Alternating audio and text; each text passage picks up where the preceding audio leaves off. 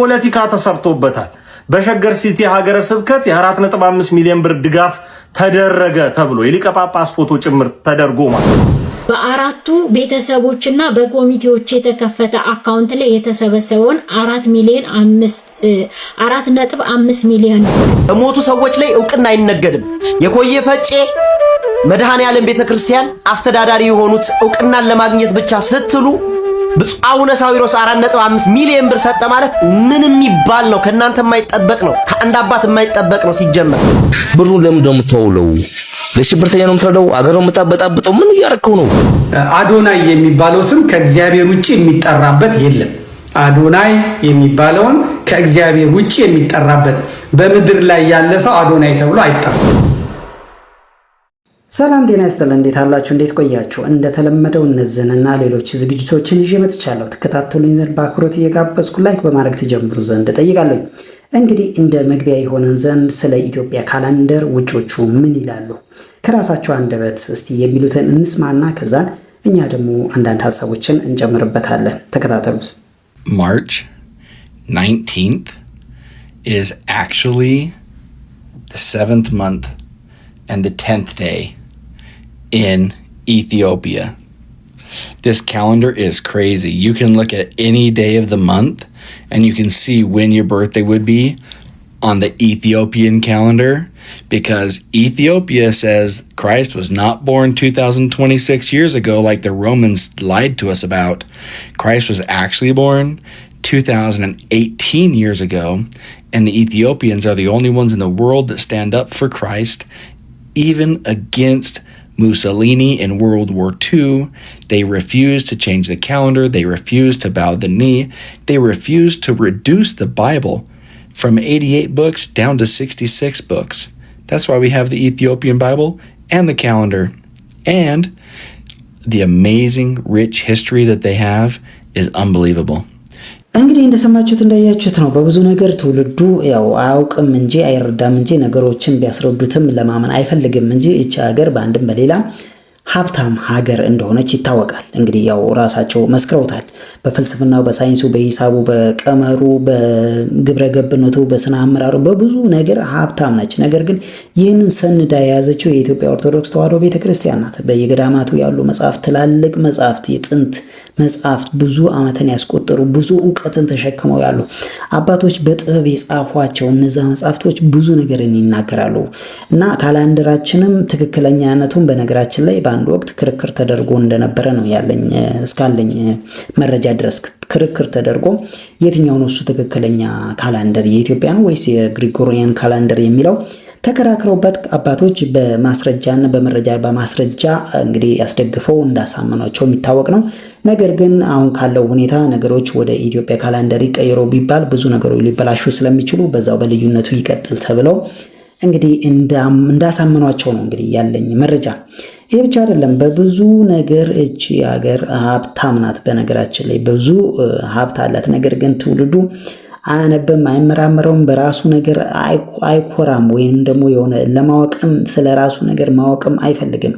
ወደ ውጪ ማየት ስለሚፈልግ ነው። እንግዲህ እግዚአብሔር እንግዲህ ልቦና ይስጠንና ከውስጣችን መርብረን እቺ ያለችንን ዕውቀት አውጥተን ለሀገራችን ጠቃሚ የሆነ ነገር እንድንሰራ ያድርገን ነው የምለው። በህዝብ ሀቅ ላይ ወንብድና ሲፈጸም ማየት በፍጹም ደስ አይልም። ሁላችንም እንደምናስታውሰው ከወራት በፊት ባከበርነው የጥምቀት በዓል ላይ ኮያ አካባቢ ሰረገላ በሚገፉ ወንድሞቻችን ላይ በደረሰ ኤሌክትሪክ አደጋና ሞት ምክንያት ቤተሰቦቻቸው በጣም በጽኑ ችግር ላይ መውደቃቸውንና በተለያየ ደረጃ እንድንረባረብ በማህበራዊ ሚዲያ ጥሪ ቀርቦ እነ ወንድማችን ብሩክ ከፊት መርተው አስተባብረው አገልጋዮችም እያገለገሉ ለዛ ቤተሰብ ድጋፍ መሰባሰቡን የምናስታውሰው ነው።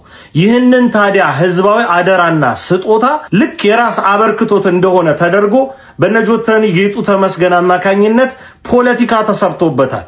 በሸገር ሲቲ ሀገረ ስብከት የ4.5 ሚሊዮን ብር ድጋፍ ተደረገ ተብሎ የሊቀ ጳጳስ ፎቶ ጭምር ተደርጎ ማለት ነው። ይሄ በጣም የሚያሳፍር ነገር ነው። እንደው ዝም ተብሎ ሜዳውም ያው ፈረሱም ያው በሚል ሁኔታ የገደላችሁት ህዝብ መካከል ሲፈቀድላችሁ እንኳን ለማገልገል ዝግጁ ከመሆን ይልቅ ፖለቲካ እየሰራችሁ በዚህ ህዝብ ላይ ትነግዱበታላችሁ። እጅግ ነው የሚያሳፍረው። ምናልባት ይህንን ቪዲዮ እንድሰራ ያነሳሳኝ አንድ ጉዳይ የህዝብ አደራ እና የአካባቢው ምዕመናን አስተዋጽኦና ተጽዕኖ ምናምን ብቻ ሳይሆን ምናልባት ይህን ብር አበረከተንና ሰጠን ብላችሁ ሪፖርት አቅርባችሁ ሙስና ትበሉበታላችሁ። ይሄ እንዴት ያለ ነውር ነው! ይቺ ቤተክርስቲያን አታሳስባችሁም? አታሳዝናችሁም?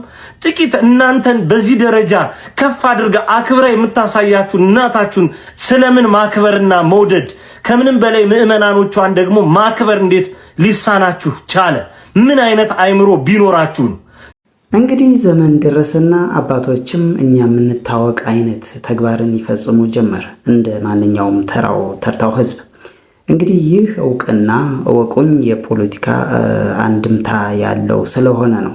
በእርግጥ እንደ ኦርቶዶክሳዊ አባት ቢያስቡ ኑሮማ መቼ ልታወቅ እኛ የምንታይሉ ነበረ። በድብቅ አይደለም መሰጠት የነበረበት እንደው ቢያደርጉት እንኳን። ነገር ግን ያው ፖለቲካ ዘመን ላይ ደርሰን አባቶች ምዕመኑ በብዙ አይነት አቅጣጫ ጉዳት ሲደርስበት ዝም ብለው ለስልጣናቸው እንግዲህ ያው ለጥቅማቸው እንደ ማንኛውም ዓለማዊ ሰው እንደ ማንኛውም ፖለቲከኛ እንደሚያደርገው አይነት እንግዲህ እያደረጉ ነው። ለዛም ነው ይህ ሁሉ ምስቅልቅል እንዲህ እየደረሰብን ዝም ጸጥ ብለው ያሉት። ለማንኛቸውም እግዚአብሔር ግን ፊቱን የሚመለስበት ወቅት ቅርብ እንደሚሆን ተስፋ አድርጋለሁ። 4.5 ሚሊዮን ብር ያንን ገንዘብ ትላንትና ብፁዕ አቡነ ሳዊሮስ ለነዚህ ቤተሰቦች እንዳበረከቱ የሐሰት ዜና ሰምተናል። ይሄ ገንዘብ ሲሰበሰብ ሁላችን ላይቭ ላይ ተገኝተን ቪዲዮ እየሰራን እኔም ጭምር ቪዲዮ ሰርቻለሁ፣ ላይቭ ላይ ተገኝቻለሁ። ነገር ግን እሳቸው እንደሰጡ አድርገው ይሄንን መስራት ምን ይሉታል? ይሄ ህዝብን መናቅ ነው። በህዝብ ህልውና ላይ መረማመድ ነው። ያለ ኮሚቴዎቹ ፍቃድ የሰብሳቢዎቹ ፍቃድ ሳይጠየቅ ሁለት ሰው ይዞ ብቻ ብፁዕ አቡነ ሳዊሮስ ገንዘብ ሰጠ ማለት እጅግ ነውር ነው። በሞቱ ሰዎች ላይ እውቅና አይነገድም። የኮየ ፈጬ መድኃኔዓለም ቤተክርስቲያን አስተዳዳሪ የሆኑት እውቅናን ለማግኘት ብቻ ስትሉ ብፁዕ አቡነ ሳዊሮስ 4.5 ሚሊዮን ብር ሰጠ ማለት ምን የሚባል ነው? ከእናንተ የማይጠበቅ ነው። ከአንድ አባት የማይጠበቅ ነው። ሲጀመር ኮሚቴዎቹን ሳታስፈቅዱ ምንም አይነት ፍቃድ ሳታገኙ 5 ሳንቲም ከኪሳቸው አይደለም ከቤተ ክርስቲያን ሳታነሱ ከህዝብ ብቻ በተሰበሰበው ነባሮኬ 21 በሰበሰቡት 3 ቀን ላይቭ ገብተው ተንበርክከው ለምን ያመጡትን ገንዘብ ብፁዕ አቡነ ሳዊሮስ ሰጠ ብሎ ማሰብ ምን ማለት ነው? የአባቶች አጥፊነት እንግዲህ በጣም እየተባባሰ መጥቷል። እያወቀን እንዳላወቀን ሊያደርጉ ሊያታልሉን ይችላሉ። ምዕመኑ አሁን ቀድሞዎቹ ሄደዋል። አባቶች መንቃት ያለባቸው ሁኔታ ነው ያለው አሁን። ስለዚህ ይህ ማሽቃበጥ ለዓለም ለፖለቲካ መኖር ቢቀርባችሁ ይሻላል። ህዝብም ይተፋችኋል፣ እግዚአብሔርም አንቅሮ ያው ይተፋችኋል የጊዜ ጉዳይ ካልሆነ በስተቀር። በጣም አሳዛኝና ልብ የሚሰብር መረጃ ነው። ቤተክርስቲያን በቲክቶክ ቻሌንጅ ቃል በገባላት ሰው ተታለለች። ከአርባ ምንጭ በቅርብ ርቀት የምትገኘው የጊዞላ ቅዱስ እስጢፋኖስ ቤተክርስቲያን ግንባታ ትልቅ መሰናክልም ገጥሞታል። በሰው ቃል ተማምነው ለፍጻሜ የተቃረቡት አባቶች ዛሬ ባዶ እጃቸውን ቀርተዋል። ግንባታው ከተጀመረ 2 ዓመታትን ያስቆጠረው ይህ ቅዱስ ስፍራ በኮሚቴውና በምዕመናን ብርቱ ጥረት ከቆርቆሮ ማልበስ ደርሶ ነበር። ሆኖም አንድ አሜሪካ የሚገኝ ሰው የአብስራን የቲክቶክ አካውንት 200,000 ተከታይ ካስገባችሁ ለቤተ ክርስቲያኗ 2 ሚሊዮን ብር እሰጣለሁ በማለት ቃል ይገባል። ህዝቡም ለቤተ ክርስቲያኑ ብሎ ተረባርቦ ግቡን አሳካ። ሆኖም ቃሉን የሚጠብቅ ሰው ጠፋ። ሲኤምሲ ሚካኤል ቤተክርስቲያን የተገነባው በዚህ ገበሬ ምክንያት ነው። ዛሬ የተመረቀው ሲኤምሲ ሚካኤል ቤተክርስቲያን ቦታውን ለቤተክርስቲያን የሰጠው ይህ ከላይ የምትመለከቱት አቶ አዳዲ ቡርቃ የተባለ ኦርቶዶክሳዊ አርሶ አደር የዛሬ 32 ዓመት የግል ንብረቱ የነበረውን የእርሻ ቦታውን የቅዱስ ሚካኤል ቤተክርስቲያን እንዲሰራበት በስጦታ ነበር የሰጠው። እስቲ ልብ በሉ፣ እነዚህ ሁለቱም እስቲ ያወዳድሯቸው። አንደኛው ከወደ አሜሪካ ሆኖ ያጭበረብራል፣ ሌላኛው ንጹህ ህሊና ያለው ገበሬ ደግሞ እዚሁ ሆኖ መሬትን የሚያክል ነገር ለቤተ ክርስቲያን መስሪያ ይሰጣል። እንግዲህ የልዩነት የትውልድ ልዩነት፣ ያስተሳሰብ ልዩነት። እንግዲህ አባቶቻችን ወደዛ ወደ አጭበርባሮቹ እየተመለሱ ነው። ንጹህ ህሊና ያለው ገበሬ ደግሞ መሬትን የሚያክል ነገር ለቤተ ክርስቲያን መስሪያ ይሰጣል። ልዩነት። ስያሜ ስንነሳ አዶናይ የሚባለው ስም ከእግዚአብሔር ውጪ የሚጠራበት የለም። አዶናይ የሚባለውን ከእግዚአብሔር ውጪ የሚጠራበት በምድር ላይ ያለ ሰው አዶናይ ተብሎ አይጠራበትም። የእግዚአብሔር ስም የእግዚአብሔር ስም ነው። ገብረ እግዚአብሔር ይባላል እንጂ እግዚአብሔር የሚባል ስም አልሰማንም። ወልደ እግዚአብሔር የሚባል ገብረ እግዚአብሔር፣ ወልደ እግዚአብሔር፣ አመተ እግዚአብሔር እየተባለ የእግዚአብሔር ባሪያ፣ እግዚአብሔር አገልጋይ እየተባለ ይጠራል እንጂ እግዚአብሔር ተብሎ የሚጠራም የለም። ኢየሱስ የሚባልም ስም ከኢየሱስ ክርስቶስ ውጪ አይጠራበትም። በነገራችን ላይ እንግዲህ እዚህ ጋር የልጁን ስራ ለማጣጣል ወይንም ደግሞ የልጁን እውቅና ተጠቅሞ አላስፈላጊ ነገር ለማለት ሳይሆን እውነትን ብቻ ለመናገር ነው። እውነት ምንድነው? እሱ እግዚአብሔር የሚጠራባቸው ስሞች አሉ፣ ሰዎች የሚጠራባቸው ስሞች አሉ፣ ቅዱሳን የሚጠሩባቸው፣ መላእክት የሚጠሩባቸው ስሞች አሉ እና ስለዚህ ለምሳሌ አንድ ሰው ሚካኤል ሊባል ይችላል፣ ግን ቅዱስ ሚካኤል ሊባል አይችልም። እንግዲህ ያው የተለያየ ማዕረግ እንዳለው ለእንደዛም ሆኖ ለእግዚአብሔርም ሰው የሚጠራባቸው አሉ፣ እግዚአብሔር የሚጠራባቸው ስሞች አሉ። እውነታው ይሄ ነው። ለምሳሌ እግዚአብሔር፣ ኢየሱስ፣ አማኑኤል የሚባሉ ስሞች ለእግዚአብሔር ብቻ የተፈቀዱ ናቸው። እንግዲህ የኛ ሕዝብ በየዋህነት አላስፈላጊ ስሞችን እንግዲህ ለልጆቹ ያወጣል። ስለዚህ ይችን እውነታ ለመናገር ነው እንጂ ሌላ ነገር ለማለት አይደለም። ልጁ አዎ እሰየው መልካም ነገር እየሰራ ነው፣ በዚሁ እንዲቀጥልም እንፈልጋለን። ነገር ግን ያው ስም ሲያወጡ በዛ አጋጣሚ ወላጆች ልብ ሊሏቸው ይገባል ለማለት ያህል ነው። 2002 ዓመተ ምህረት ጀምሮ እንደዚህ ውልቅ እንዳለ ብሩን ለምን ደሞ ተውለው ለሽብርተኛ ነው የምትረዳው? አገር ነው የምታበጣብጠው? ምን እያረከው ነው እንዴ? አንተ ወንድምን ሶስት ቦታ በጩቤ የወጋ ሰውዬ ከሆነ ዛሬ መላክ የሚያጫውት በቃ ነው የሸለቸን። አንድ አይነት ድራማ ኮፍያ ያቺ ኮፍያ አለች። አሁን ኮፍያውን በከለር መቀየራት በቃ አውልቆ ኮፍያውንም። ውድ ኢትዮጵያና ኤርትራውያን ይህንን መረጃ ባካችሁ ኮፒ ሊንክ ሪፖስት አድርጉልኝ። አስተሳሰብ ሲቀነጭር አለማወቅ ሲጎላ አንዳንድ ጊዜ ማንም ሶሻል ሚዲያ ላይ መጥቶ ዝም ብሎ አፉን በከፈተ መጠን ሳይሆን እንደው ማን ነው እሱ ይህንን ያወራው ብለን ማወቅና መናገር ያለብን ይመስለኛል። እኔ እስከሚገባኝ ድረስ ይህ ልጅ በቃ እውቅናን ለማግኘት ብቻ ያደረገው ነገር ነው የሚመስለኝ እኔ እንጂ ቢኒያም እንደሆነ እናውቃለን፣ ማን እንደሆነ እናውቃለን፣ ምን እየሰራ እንዳለ እናውቃለን።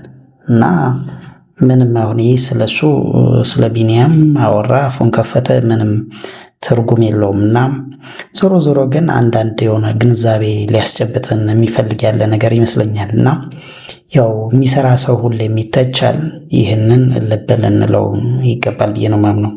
ሰደባችሁት አሉ፣ አንቋሸሻችሁት አሉ፣ የጨርቅ ኮፍያውን ተጠቅማችሁ ተሳለቃችሁበት አሉ። አው ልክ ናቸው። አታዩትም? በጣም ደልቦ በጣም ተስማምቱት። ምክንያቱም እናንተ እንደምትሉት የመቄዶንያን የእርዳታ ብር ስለሚበላ አይደለ? ለነገሩ ዓለም ልምዷ ነው፣ ወርቅ ላበደረ ጠጠር መስጠቷ። በስሜት ተነስታችሁ ብሩን የታደረጋችሁ ምን አደረጋችሁ ከማለታችሁ በፊት ብሩ ምን ላይ እየዋለ ነው ብላችሁ ጠጋ ብላችሁ መቄዶንያ ውስጥ የሚሰሩ ስራዎችን አይታችሁ ጎብኝታችሁ ታውቃላችሁ? እንግዲህ ፈጣሪ መጨረሻችንን ያሳምርልን። እርስ በራሳችን እንደዚህ እየተወነጃጀለን የሚሰራውም ማይሰራውም እንዲህ አንዱ በአንዱ ላይ ተነስቶ የሚዘልቅ አይደለም። በአባቶች ላይም አባቶች የሚያደርጉት በወጣቱም ላይም በሃይማኖተኛውም በኢያማኒውም በሁሉም ዘንድ በፖለቲከኛውም ዘንድ ጤነኝነት የለም። እግዚአብሔር ምሕረቱን ይላክልን። ለቀብር ቦታ ለማሳጣት ግን አፍን መክፈት አንዳንድ ጊዜ በውጭ የሚኖሩ ሰዎች የሚገርመኝ ሂደት አላቸው። ኢትዮጵያን የሆነ ነገር ያደርጋሉ፣ ይሟገታሉ። መጨረሻ ሲሞቱ ለምን ቅበሩን ይላሉ። ማን ባስጠበቀው ሀገር ነው ማን መጥቶ የሚቀበረው?